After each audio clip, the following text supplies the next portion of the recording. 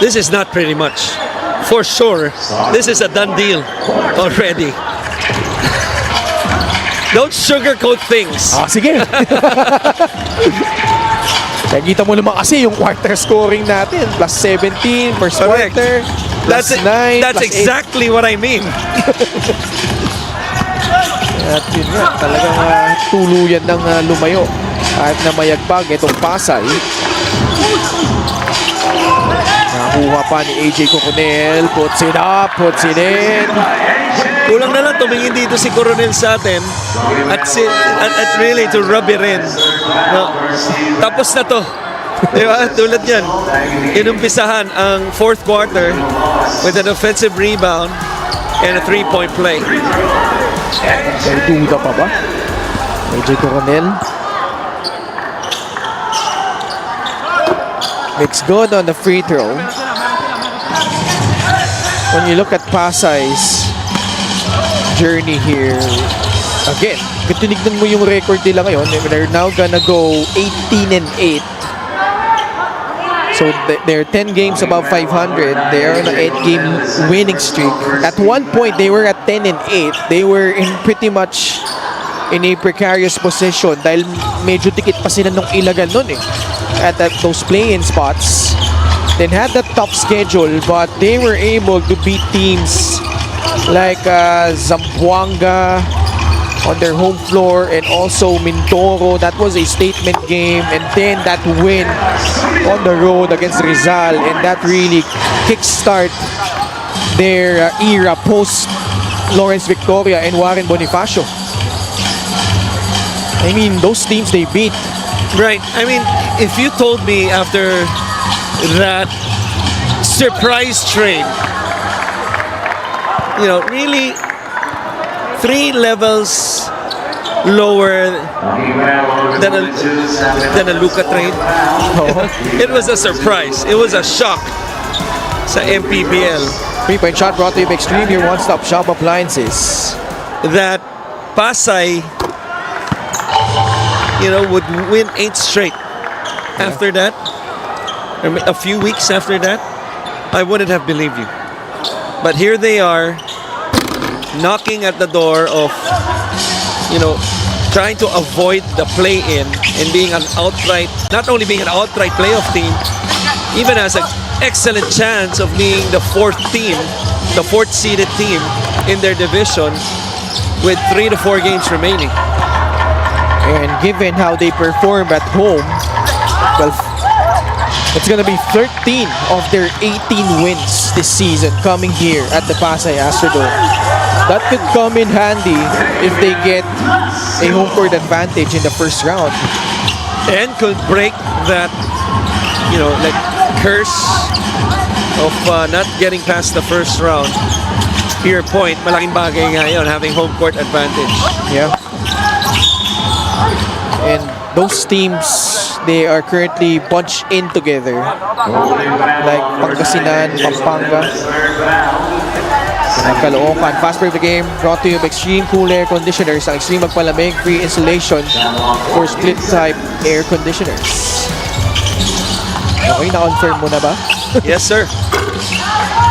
All division finals, no, both conferences, best of 5. First 2 rounds, best of 3. Okay, bagong wrinkle yun ha. Right, and then finals, best of 11. Ano? 11?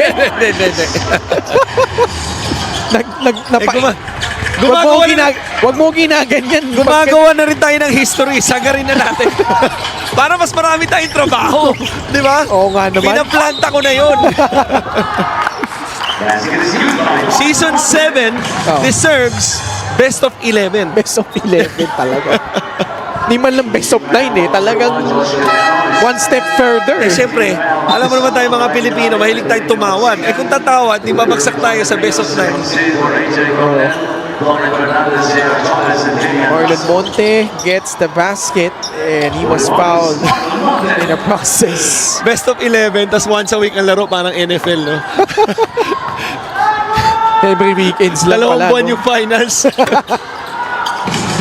Year round na pala yun pag nataon. Tapos, ano, isa, 2 linggo, regular season na ulit. Season 8 na.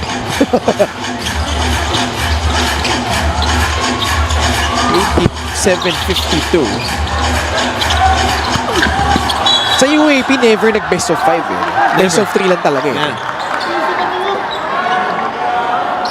87-52. When was the first time na naging best of 3? Kasi nung panahon ba nila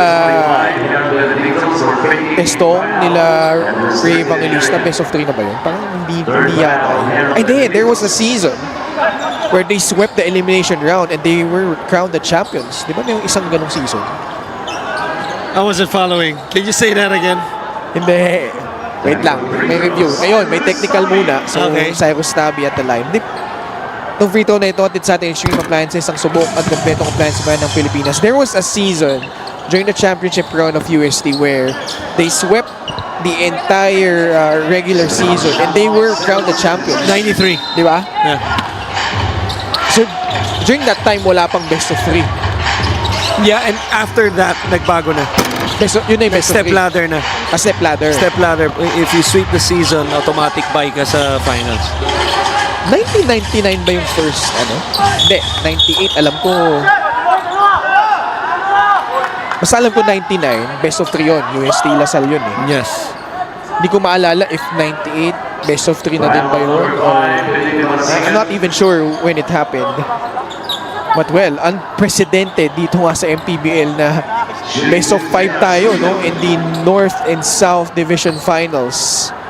And by all indications, Which I think is right. yeah, Because you prepared not weeks, not days, not weeks, but months to put yourself in that position. I think it just serves justice, no, to the top 4 teams out of the 30, to play at most 5 games. right. Also, judging from what happened, especially in the South Division Finals last season when it went the full round, Quezon and Batangas City. And you could be sure that all of the teams involved there this season, at maging din sa North, well, those have potentials of career-defining series during the North Division Finals. And I think this season has been probably the most unpredictable compared to seasons past, because you got the feeling the past couple of seasons, although very competitive pa rin, but Balti Baltasar certainly and Pampanga was just pretty much dominated. Right. But here, although of course no knock on Abra, because certainly they've been really impressive. They have managed to even win double digits against quality opposition, most notably Nueva Ecija. And Zamboanga, they really beat them down in Zamboanga City by 20 points. Here's the thing, and I'm gonna put myself on a limb here, but as the saying goes, do not underestimate the heart of a champion. Pampanga might be in the 6th seed right now at 17-8, but I'm not counting them out. I mean, they might have, I don't know, they might have some trick up their sleeve that would make a change, an addition in their lineup, I don't know, or it's just hard to count out a champion until you see them defeated. For a team gunning for a Grand Slam, I know it doesn't look that way right now. They just lost the last game against San Juan. But I'm not counting them out just yet. Kahit na wala sila sa top 4 ngayon. Well, they still have that legitimate shot of finishing In the top 4. Yeah. 96-58. But I will say this. I think Abra has a chance to put themselves at Mount Everest. Sa in the sphere of Pampanga in terms of the way they've been dominating this season. Yeah, certainly. That one loss against Pasay came early in the season. And it also came in a time where Dave was still adjusting to the MPBL brand of basketball. But of course, take nothing away from that victory of Pasay. Certainly impressive. They've done that last season as well. In fact, they've beaten Quezon twice in the last 2 years. Season 6 and this season, tinalo ulit nila yung Quezon Huskers. And like we said, nawala man yung Lawrence Victoria. Right. That's also a team. You're talking about Quezon, you mentioned Quezon. A team that has a chip on their shoulder. They have a great coach. Yeah. They're deeper this year. I think they have a great chance as well. Although the indications would point towards to the other division, yung North Division, specifically Abra, San Juan, and Nueva Ecija. That's a team also. That's going to be tough to beat if they make the finals once again. Let's not forget, they defeated both Nueva Ecija and San Juan in a span of less than 2 weeks. And they also gave Abra a hard time when they traveled to Panguet before Abra was just able to pull away late in the fourth quarter. So Quezon certainly no slouch. Holding foul on number 5, Felipe Marsigan, penalty. Second foul on Felipe Marsigan. As Marlon Monte will shoot to the line, 2 shots. Again, the tight race sa North.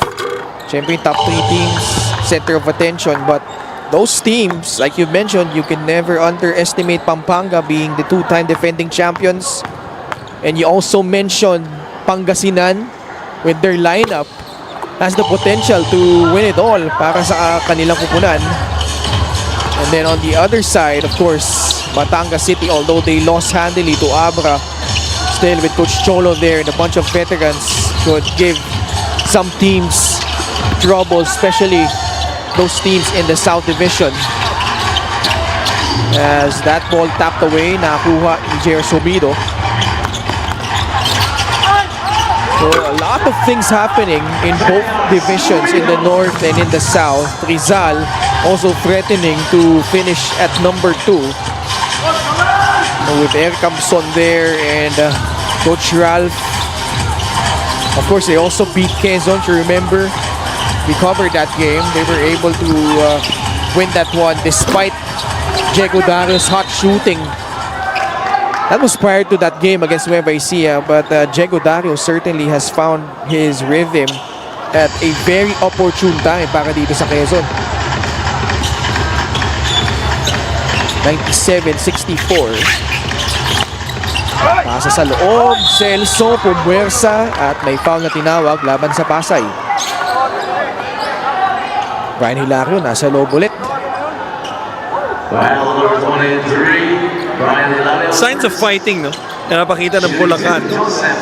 The last 3 possessions offensively. Just a little too late for them. Masyado ng malalim yung hukay na to. Medyo nababa nila yung lamang 31 kanina, mas mataas yan. 32. Magsanto, Tabi, swing the ball around. Si Larry maganda dito. He never gets rushed. I mean, he's just methodical in his approach. Of course, Terence Reyes, head coach of Bulacan. Number 21, Joseph Celso is second. Again, this is a 2-time MVP in the NCAA. And also is a proud homegrown from Malanday here in Pasay. 7 points for Brian Hilario. Takes both free throws, 99-66. 2:25 left. And the race to through the playoffs only gets intense from here on out, especially in the north. Pasay will now go to 18-8. Caloocan is at 18-7. Pangasinan 17-7. And Pampanga 17-8.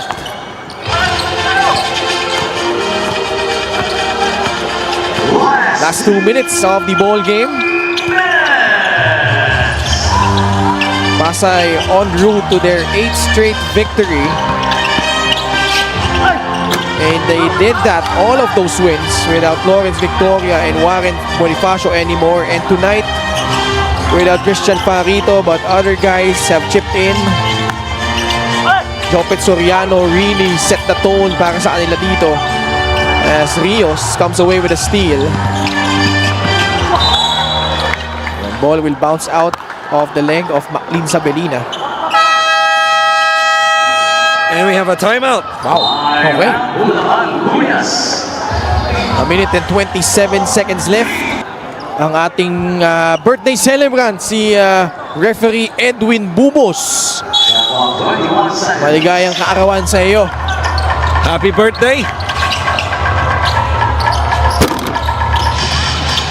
99-66. Bulacan, they're in danger of having the worst record in the North Division dahil nga tinalo din sila ng Manila just the past month. Marlon Monte with a basket underneath. And Pasay gunning for their best finish in franchise history. We still have Binyan coming up on their schedule. Brian Hilario sa loob, 2 points. Just knows where to go.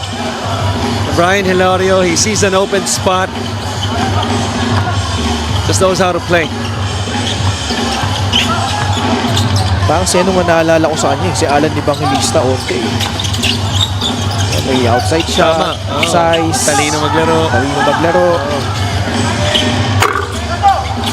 Pero mas offensively skilled itong si Hilario. Okay, yeah. So for a guy who played with Alan for years, That speaks a lot. Alright, this is our final score. Cyrus Tabi will just dribble it out. And for a team with a lot of questions. Cyrus Tabi, grabe yung focus. Oh. Talaga ayaw bago yung bola eh. Oo,